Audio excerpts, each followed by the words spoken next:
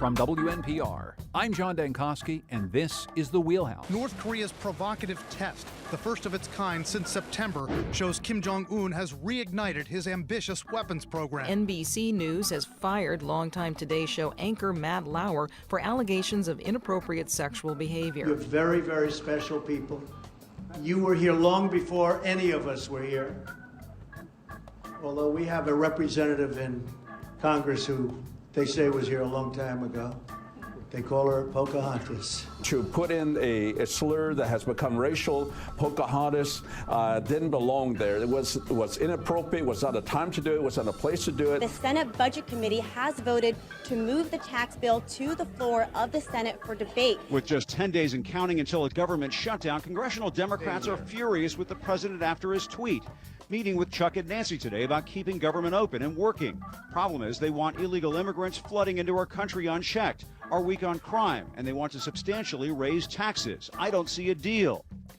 Well, you want to join the conversation, 860-275-7266. Comment on our website, wnpr.org/The Wheelhouse. You can find us on Facebook and Twitter at WNPR Wheelhouse. That little montage we played at the beginning of the show is time for us to all sort of roll our eyes here as we listen to some of the news of the week. And there's a lot of it to talk about once again with Colin McEnroe, host of the Colin McEnroe Show on WNPR. Howdy, Colin. Good morning, Mr. Dankosky. Mark Pazniokis is here. He's Capitol Bureau Chief at the Connecticut Mirror. Hello there, Paz. Good morning. In deference to Colin, I won't be mentioning the Green Bay Packers today. And Daniela Altamari, State House reporter at the Hartford Courant. Hello there again, Daniela. Hi. Well, let's start with news that we heard in that montage and that we were just hearing for the first time this morning. Well, we've heard a lot of these stories recently, Colin, but Matt Lauer out at NBC News. This feels like the most high-profile person to be let go in a position like this, probably since Bill O'Reilly, but even more so. I mean, Matt Lauer woke up with millions of Americans every day for about 20 years. You should be careful how you phrase that, but go ahead. And now we hear that he's out at NBC News and the Today Show. What's your reaction? My initial reaction, anyway, is that when news outlets do this kind of thing, when they do this kind of thing that's often quite necessary to do, they need to maybe rise to a higher standard in terms of explaining to us what they're doing without necessarily violating the privacy of the complainants. My only problem with the story right now is that the way that NBC's described it doesn't really pass a smell test. And so basically they're saying that they're acting on a complaint they got Monday. So in fewer than 48 hours, it seems like they were able to make a decision to get rid of one of the more high-profile, I guess he's an anchor, I don't know what you call people who host the Today Show, but one of their more high-profile hosts. And then they kind of put this other layer on there where they said, we were also given reason to believe this might not be an isolated incident. Well, I mean, typically, if a complaint were lodged against any of us sitting here, it would take a few days of investigating the complaint, kind of cross-checking stories and stuff like that. It just seems like a very unlikely thing. The sequence seems too compressed. And under the circumstances, and because it's a journalistic organization and this involves a journalist, it seems like you should probably tell the story a little bit more clearly. Yeah, if NBC, Paz, had reported this story about someone else in the media losing their job with this little information, we might well expect NBC to come forward with a little bit more sourcing, I suppose is the word. You would think Samantha Guthrie could get the president of NBC on the phone to ask that question, but obviously it's an awkward situation for her. It's contrasted with how CBS played the Charlie Rose story. Of course, that unfolded a little bit more slowly, not that much, but there was a very detailed news story in the Washington Post, and then it was followed up by CBS, PBS, Bloomberg, all removing him from their payrolls. But yeah, this was bizarre. I mean, I woke up and I came out of the shower and my wife said, Matt Lauer just got fired. I was like, what? And so we're not big Today Show watchers, but we turned it on just to sort of watch the car accident. Well, and I think it goes without saying, Daniela, that the Today Show has always occupied this weird place where it's not quite hard news, but occasionally Matt Lauer is asked to do hard news interviews. We were all talking beforehand about how he and the rest of the Today Show team host the Macy's Thanksgiving Day Parade, and they are America's companions each and every morning. So it's a little different than maybe harder news Charlie Rose getting fired, but it's really important to an awful lot of Americans. Yeah, and I think, as Paz contrasted with the Charlie Rose situation, that there was a detailed news story and then, the action. In this case, it seems to be preemptive. Certainly what we're seeing, people are reporting that the New York Times and Variety were both working on stories about Matt Lauer. So perhaps this was just a way for NBC to get out in front of it. Certainly there's been also some chatter, as you were saying, about, the role of these folks in shaping our sort of our story and our political narrative. And they both played Charlie Rose, Halprin, certainly O'Reilly and Matt Lauer play a role in sort of shaping how we think about politicians. And there have been some people, today who are sort of questioning, how some of these men treated Hillary Clinton, as a candidate, and whether their own sort of personal baggage and their own ideas about how to treat women sort of colored that coverage in some way. It'll be interesting if this was a contemporary event or whether it was something in the past, the way we're seeing time and time again. We're reminded of the great William Faulkner line about the past is never dead. I never really thought much about that line, but in recent weeks, the past is never dead. It's never even the past, and we keep seeing that.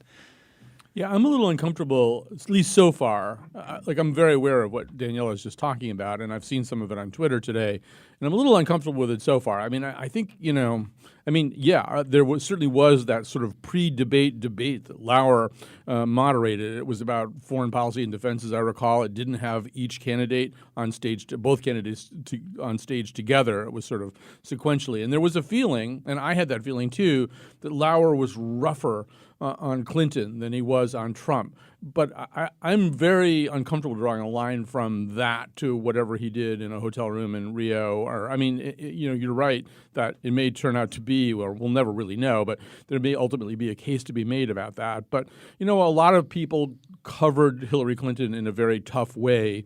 And you can certainly make an argument that there was maybe too much emphasis placed on her email server or on the stuff that came out of WikiLeaks as opposed to sort of gigantic, thundering problems with the opposing candidate. I'm aware of that argument, too, that even when you sort of quantify it, it seems like she got too much negative coverage.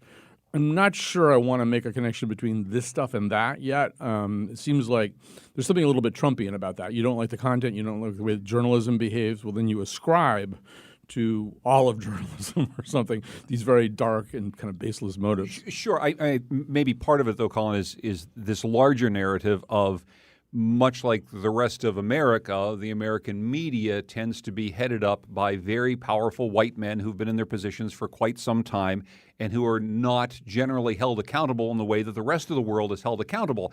And if you have a concentration of power in that way, you might begin to accrue power into places that you don't want to have it. And this is where it shows up potentially. Yeah, I mean, if this all results in more women as news CEOs and news chiefs at some of these networks, I think that'll be great. I think that would be a wonderful result of that, to have maybe in place of some of the Les Moonveses and Jeff Zuckers, some women executives. And I think they would bring an interesting new set of eyes to some of the decisions that got made. I want to get a quick phone call here from Pat in New Haven. Hi, Pat. Good morning.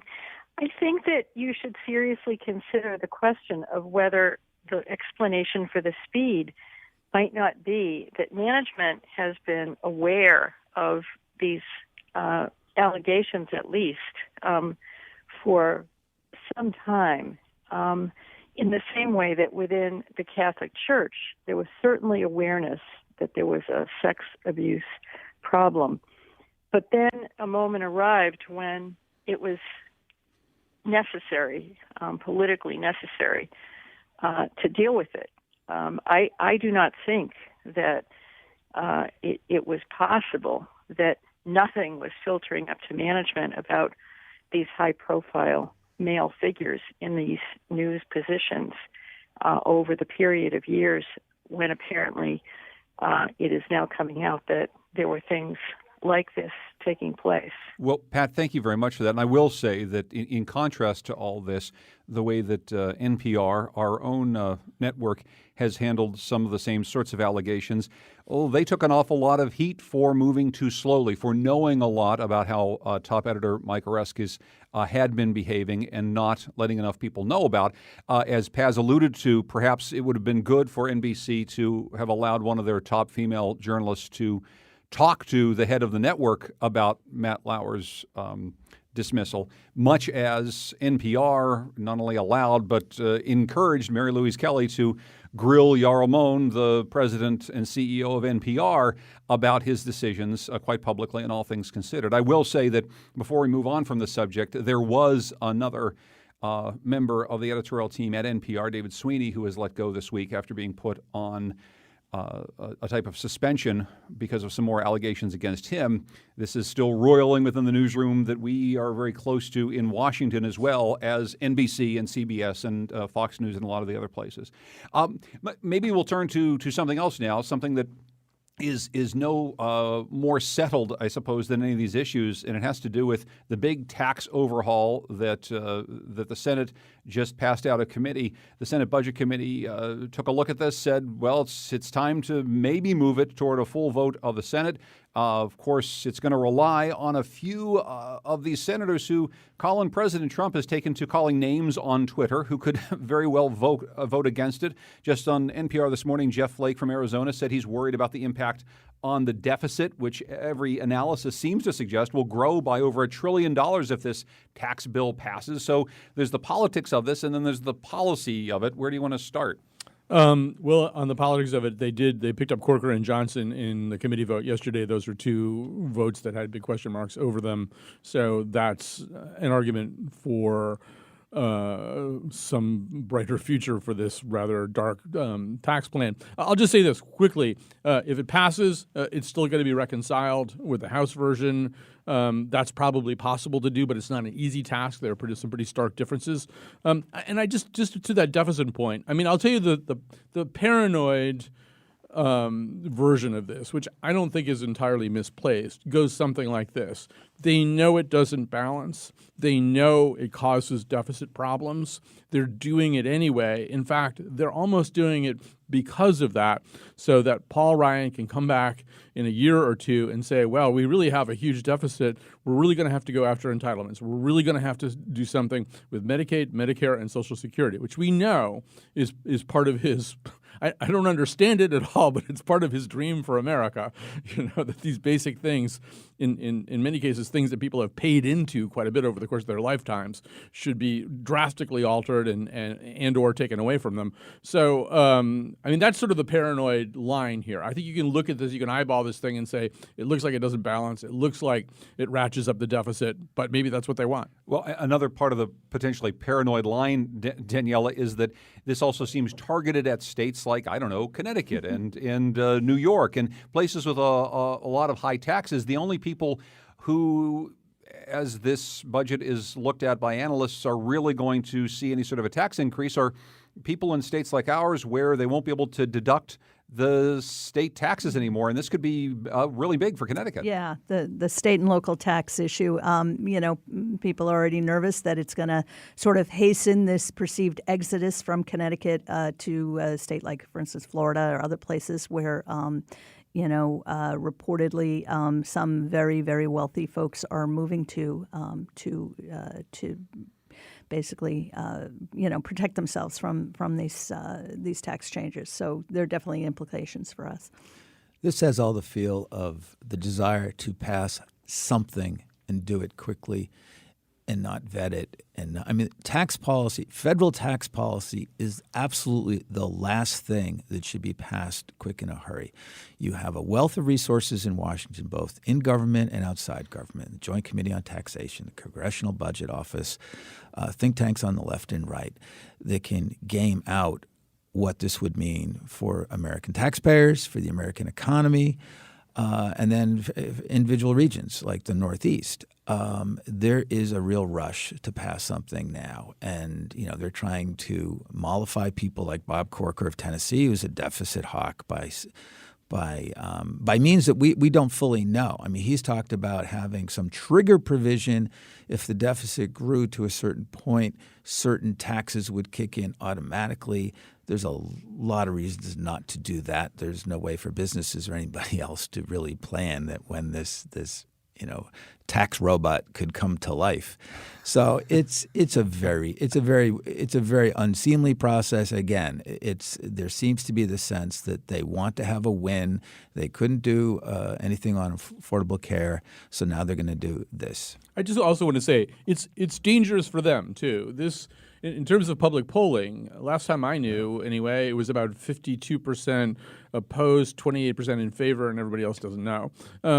So as they head into an election cycle, a 2018 election cycle, a lot of them may be in the position of voting for something that people don't like very much. The people who do like it, as Paz is alluding to, are the donor class and the corporations who are going to get this incredible permanent tax cut. But to do things for those groups of people and ignore popular sentiment is risky. Well, and because of that poor popular sentiment, Danielle, I guess I wonder, we were going to talk about state politics in just a moment and all the people jockeying to run in the governor's race that probably it's a job that nobody should really want.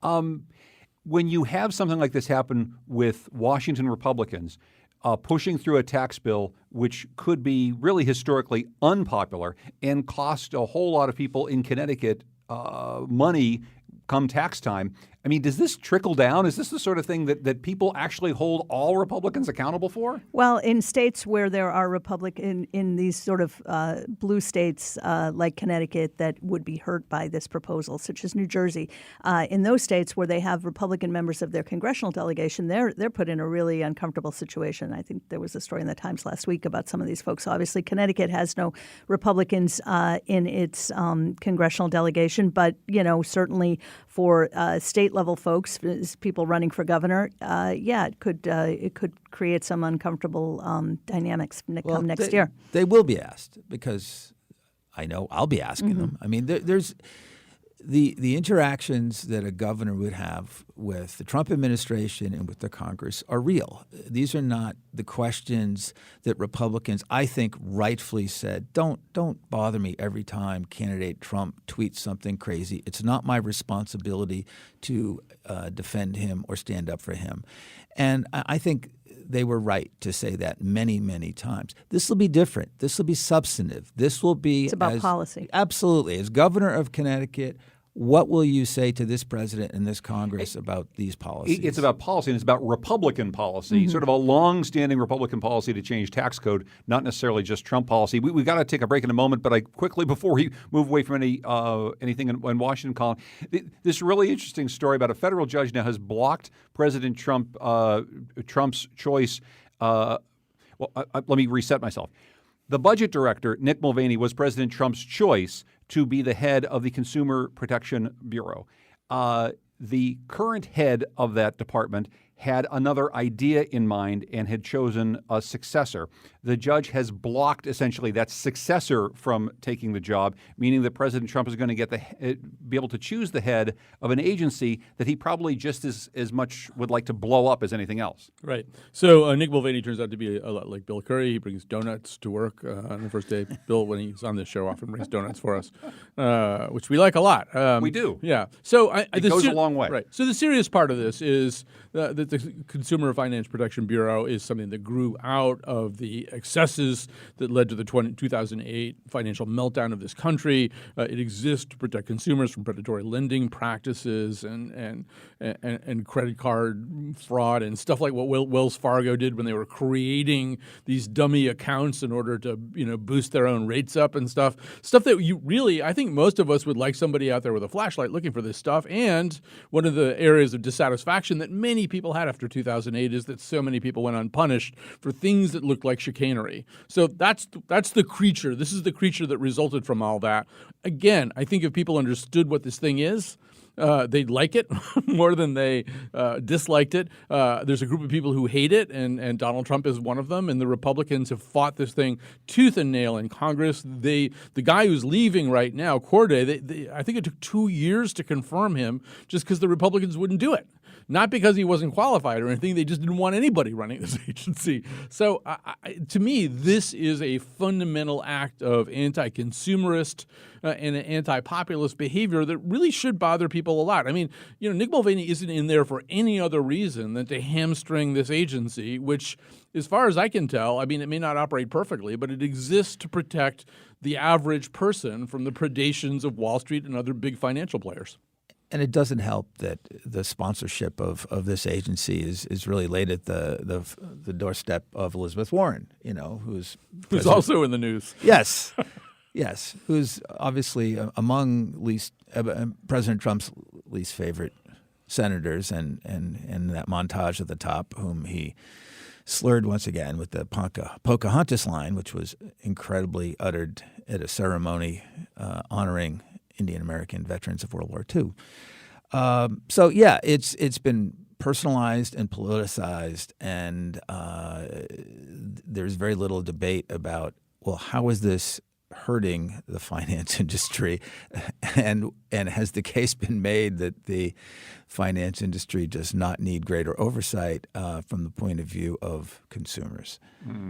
Well, let's take a break here, and there's a lot to talk about in terms of the gubernatorial race, which just got a little bit more interesting in part because the Attorney General of the state of Connecticut said he's not running for re-election, which has changed things around a little bit. We're talking with Mark Pazniokas, Capitol Bureau Chief at the Connecticut Mirror, Danielle Altamari, who's the State House reporter at the Hartford Courant, and our own Colin McEnroe. I'm John Dankosky. This is The Wheelhouse.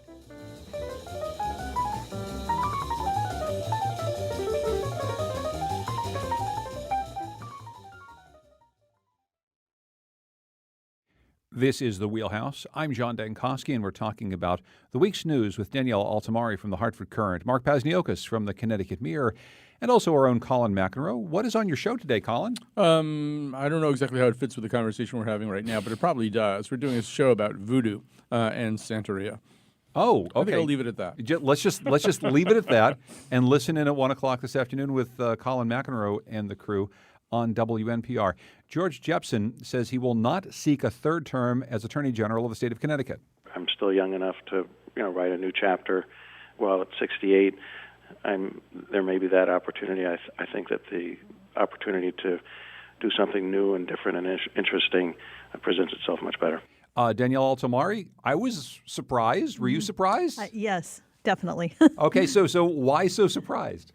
I guess we all just assumed that he was going to be running for re-election. There was no indication that he was not. So it sort of came out of the blue. It was also, pretty tightly kept under wraps. Apparently he had been thinking about this for a while, but at least as far as I could tell, very few people knew about that. Yeah, he consulted with his wife and his chief deputy, and that was it for a couple of months. He said he made this decision 2 months ago, and he held off until Thanksgiving when his two sons were home. But yeah, it was a stunner. This is a position that Jepsen clearly loves. He ended up in this position by one of the oddest episodes in politics. It was as though he was struck by lightning and emerged from a very bizarre situation in 2010 when Susan Beisowitz was disqualified for running, and all of a sudden Jepsen had a clear road to the nomination and then a relatively easy election. He's been praised by lawyers of both parties for running a professional law office, for having a minimum of grandstanding that certain of his predecessors perhaps engaged in. That's a nice way to say it. I'm a nice person, John. No, I mean, look, his two predecessors used the office to go to the United States Senate. George Jepsen seemed to be happy where he was. There was a wide open field for governor. He could not be enticed to jump into that. So yes, this was one of the rare secrets in politics that held, and I think caught us all by surprise. Yeah, and I mean, I think Daniela and Paz and I all had the same experience. on Monday, which was calling, the first 4 people we could think of who would have known about this, and none of them knew about it. I mean, they were all as surprised as we were, and that's very unusual in this world. I'll say this about George Jepsen. First of all, whenever something like this happens, there's all kinds of people just filling in the empty spaces with their own wild speculation about why this is happening.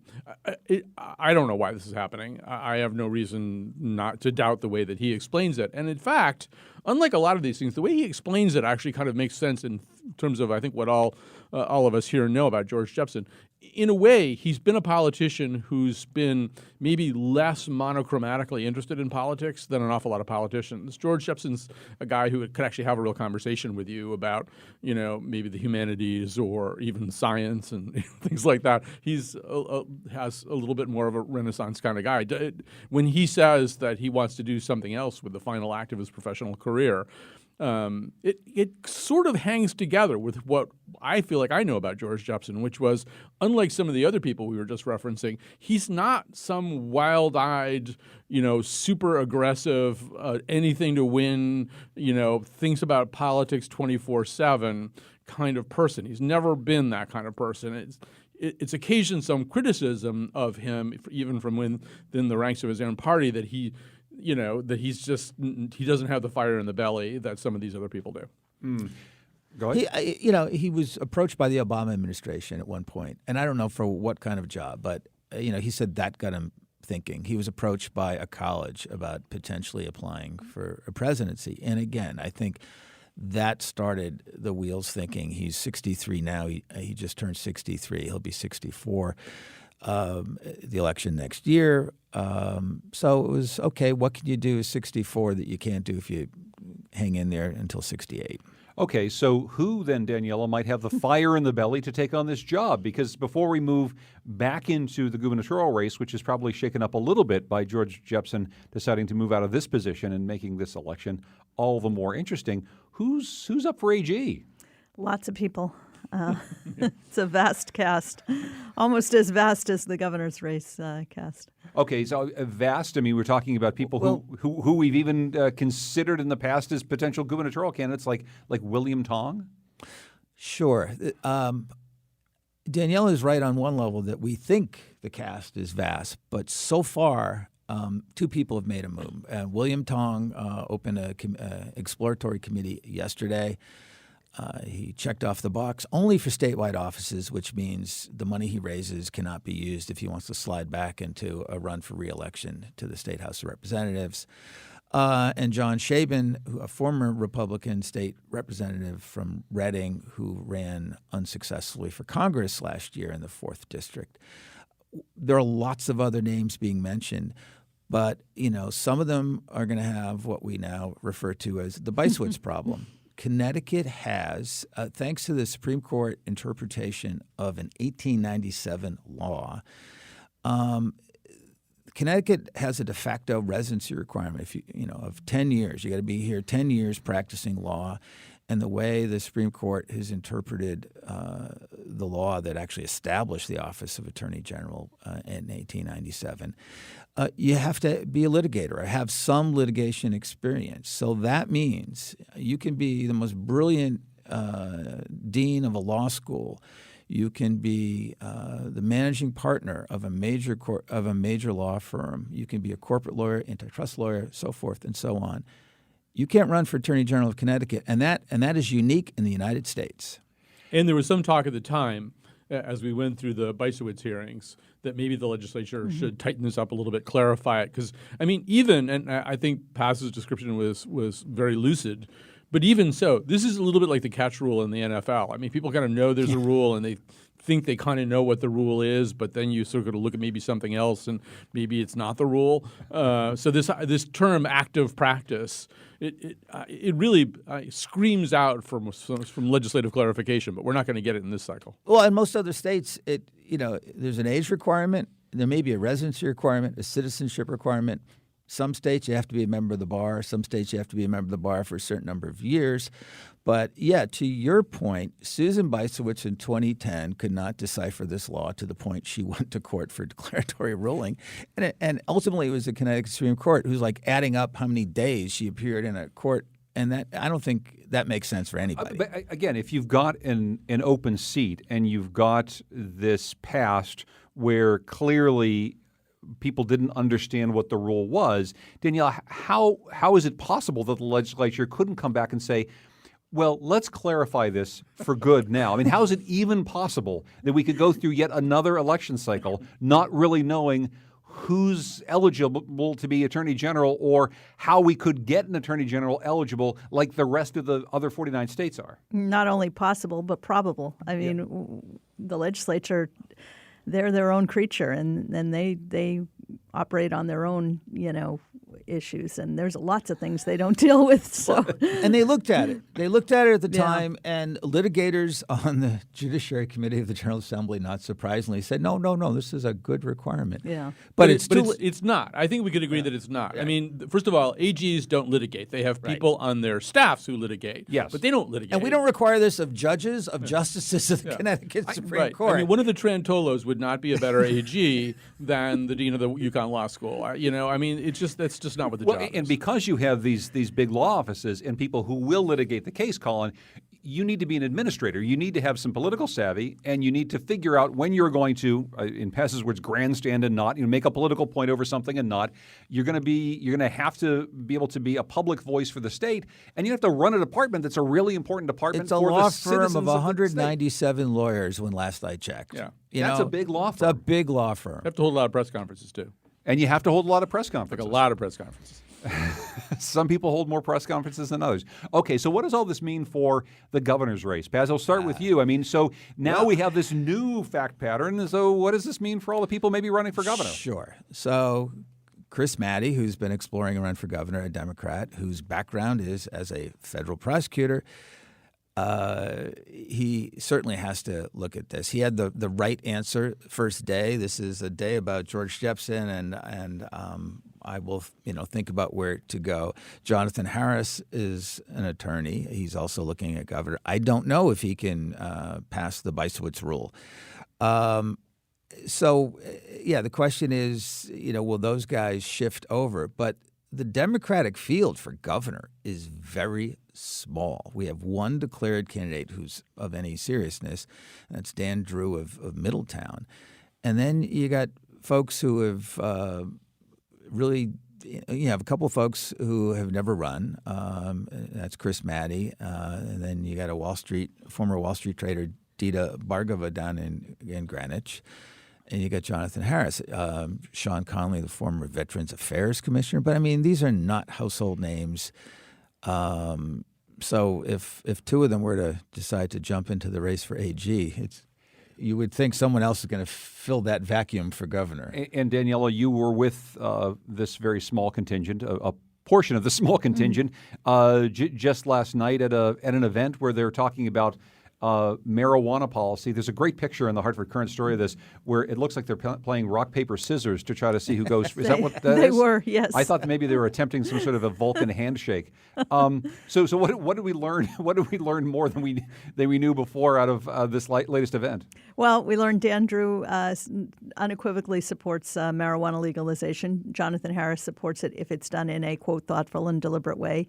And on the Republican side, the one Republican who participated, Dr. State Representative Prasad Srinivasan, is not in favor of legalization. There was a fourth candidate there, Micah, and I'm probably going to mispronounce his last name, but he told everyone just to call him Micah.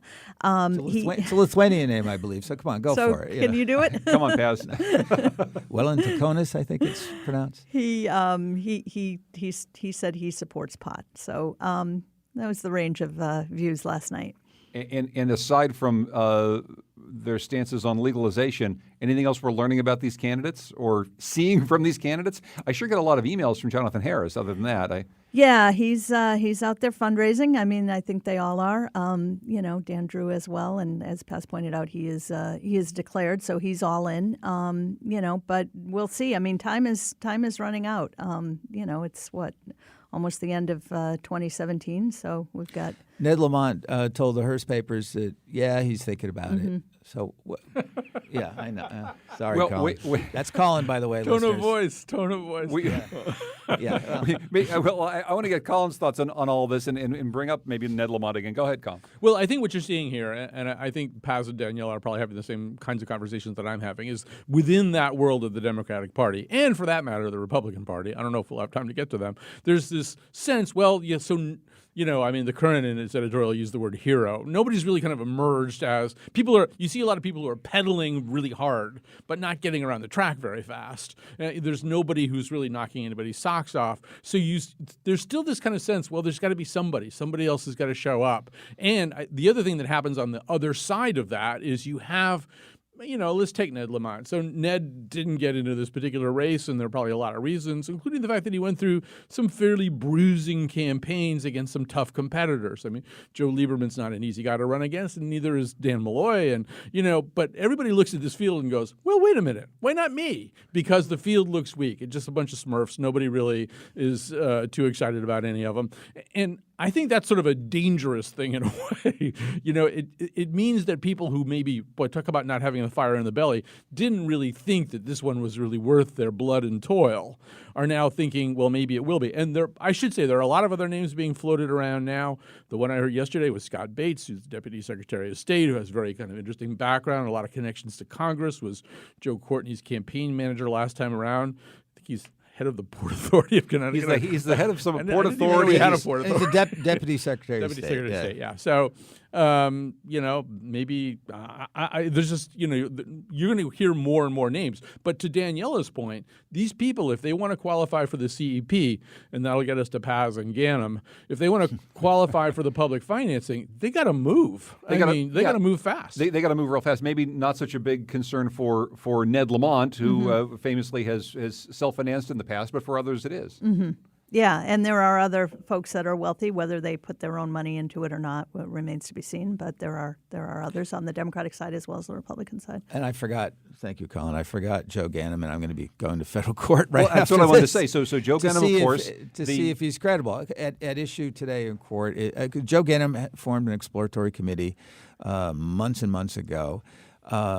And he found that he was disqualified from public financing because he is a convicted felon. And in 2013, the General Assembly passed a law barring convicted felons from getting public financing. So he's I'm just going to say, the General Assembly did pass a law about that. They did step in and pass a law about that. They haven't been able to fix the thing about the Attorney General. I just want to make sure that periodically they do fix laws that don't make a whole lot of sense. Anyway, please continue. Paz. All the non-felons in the General Assembly favored the passage of this law. It was a large margin, as I recall. It was. And so if Ganim does not convince a federal judge to reverse the state elections, Enforcement Commission's interpretation of what's a very clear law, if you're a convicted felon, no, you can't get the money. The question is, how can he proceed?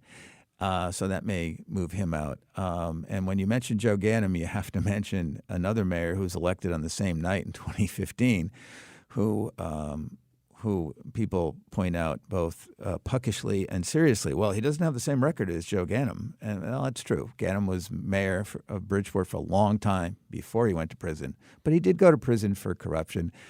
I think Luke Bronin's advocates say, yeah, he hasn't been mayor very long, but he doesn't have a criminal record. So that's not a really good argument. But I also want to address something Colin said. It's the worst reason to get into a race is that you think there's a path, that if you don't have the desire, if you don't have an idea of why you want to run, it's a bad idea. Dan Malloy, love him or hate him, Dan Malloy was not dissuaded. He had one goal. He wanted to run for governor. He was told, hey, why don't you take on Chris Shays when Chris Shays was still a congressman down there? Or, you know, the year with Lamont. Why don't you think about shifting over to maybe Attorney General, that race? No, the man wanted to be governor. It's all he wanted to be. we're not seeing a lot of that this time around. Just two quick things Please, here. yeah. One thing, I mean, the Democrats are going to be watching this court case that Paz is going to very carefully today. They have this nightmare. And the nightmare is that somehow or other Ganim he does qualify for public financing. Then they do some delegate swapping, bosses in the cities work something out. He staggers out of the state convention with 15%, and then he runs a primary. Now, I still don't understand how Joe Ganim could possibly, with his record, win a Democratic primary. But I think in the world of Trump, where things that seemed impossible in the past start to happen, there's this kind of nightmare that they have that he could be at the top of their ticket. That could be a real problem. The other thing I'm going to say, I know we don't have a lot of time for this, but the other thing that the conditions we've been describing creates is an interest among possible independent or third-party candidates. There's two of them on the horizon now. Oz Griebel has been talking about this for months and months and months. He, of course, is a Harvard business leader who did make himself part of the Republican field in the previous cycle, and now a guy named Jim Smith, who's I think he's about to retire, executive at Webster Bank, also maybe toying with the idea, has been toying with the idea of a possible independent candidacy. Yeah, and the idea that we would potentially even be talking about Oz Griebel running against Ned Lamont, Daniela. I don't know. This sort of feels like a trip in the Wayback Machine. It's like Paz said, nothing's ever in the past, right? Exactly. Well, I'll tell you what. Why don't we take a break? And when we come back, there's a few more topics we still need to cover, including what the heck happened at University of Connecticut last night and some other things. We're talking with Daniela Altamari from the Hartford Courant, Mark Pazniokas from the Connecticut Mirror, and our own Colin McEnroe here at WNPR. This is The Wheelhouse.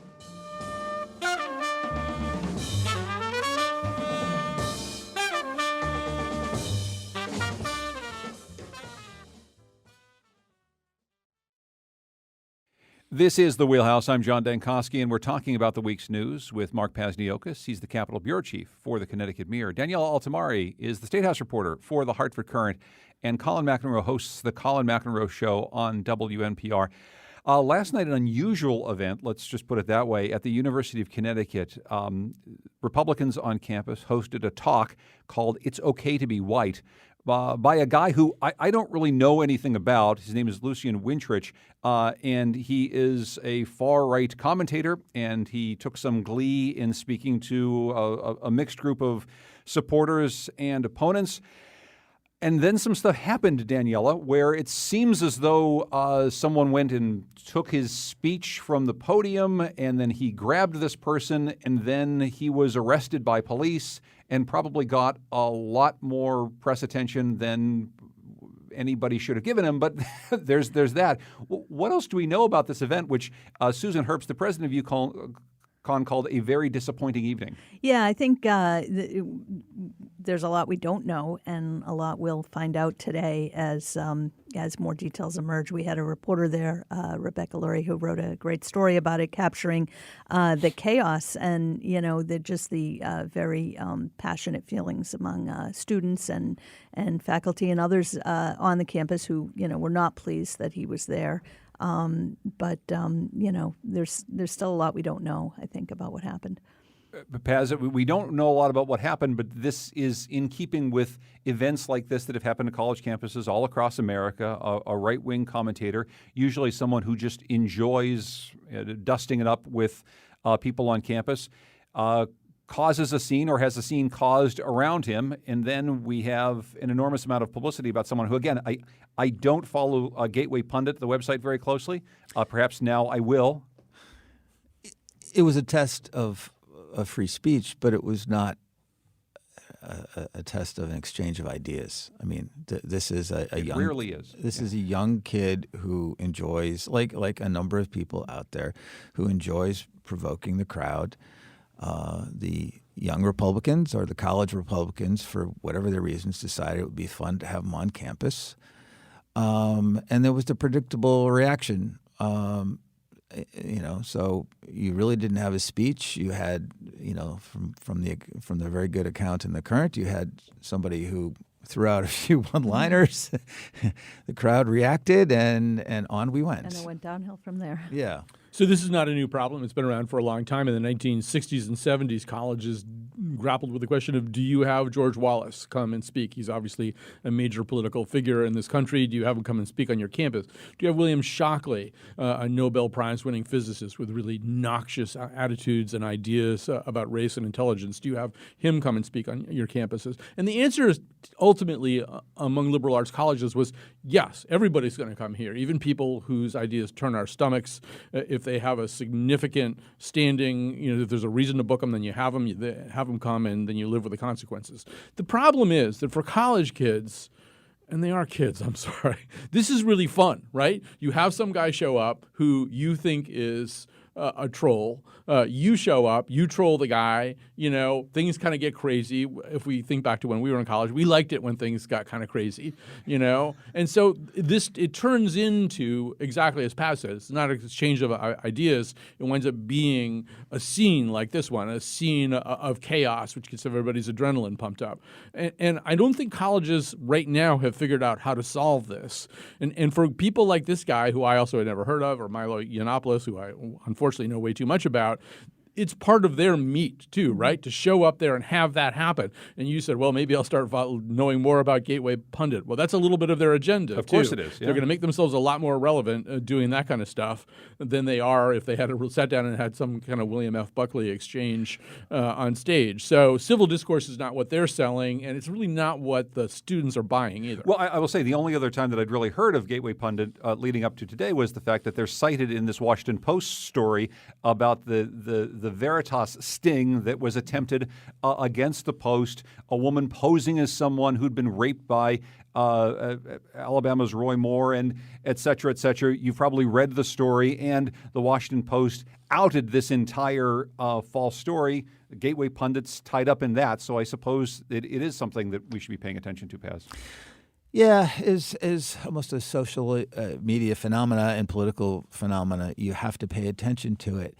But it is so different from, and again, I'm going to sound like the old guy, but I went to Boston University, and part and parcel of going to BU in the student union, every day there were these long tables of people who hated each other and disagreed with each other. But they're doing outreach. It wasn't just to provoke. They were there with their material, sitting side by side. The Revolutionary Student Brigade, who John Silber, the president of BU, used to refer to as short pants communist. But you had people from across the political spectrum, and they were trying to engage people in what they believed in, which is far different than just showing up and pissing people off. I suppose, and looking like the evil villain from a 1980s teen comedy of some sort as well at the same time. Colin, we'll end with something you wanted to talk about. Will Stamford, Connecticut become the second Connecticut municipality to ban plastic shopping bags, and should we care about this? I think we should. I actually think it's a good idea, and I've seen it work in other places. If you travel in Western Europe these days, you run into a lot of places where they don't have plastic bags, or they make you buy a bag, at a grocery store to carry your groceries and stuff like that. Not unusual. And actually, one of the places, I don't know if all of Puerto Rico did this or just Vieques, but for a couple of years now in Vieques in Puerto Rico, you can't get a plastic bag. You want to go buy something, they'll put it in some boxes, leftover cartons, at the supermarket or whatever, or you bring your own bag. And you know what? It actually, the landscape looks a lot better under those circumstances. So we Americans think we can't live without plastic bags. It's not true. As I say, it's always good to travel because you find out all the things that you take for granted that other people have solved. Well, this has all the hallmarks, though, Daniel, of something that maybe happens in Stamford, it happens in a couple of municipalities, and then legislators who clearly have other things to do, but maybe consider a plastic bag ban at the statewide level. It's not unprecedented. It's come up, I think, in committee. I don't think it's ever been voted out of committee, if I'm correct. I think Ted Kennedy Environment Committee. Ted Kennedy, who's not qualified to run for Attorney General under Connecticut law. Sorry. Are you floating this? Is this part of the rumor mill? He's just floating the fact he's not qualified. Well, there were people who believed that Ted Kennedy was dying to run for Attorney General. Yeah. It turns out, no, he really can't. They'll do the plastic bag ban when they do the Biswitz rule. Yeah. Ooh. It's all going to be tied up together in one awful omnibus bill. Well, I want to thank Danielle Altamari, State House reporter at the Hartford Courant. Thank you as always, Danielle. Good to see you. Thank you. Thanks to Mark Pazniokas, Capitol Bureau Chief of the Connecticut Mirror. Thank you, Paz. Off to court. And Colin McEnroe is host of the Colin McEnroe Show on WNPR. Tell us again about your interesting program this afternoon, Colin. It's voodoo and Santeria. We may need it to get through the day. Thank you very much to our technical producer, Kyone Wolf. The executive producer of The Wheelhouse is Katie Tolarski. Continue this conversation online. Go to WNPR.org/The Wheelhouse. We'll be back next week. I'm John Dankosky. Thanks for joining us.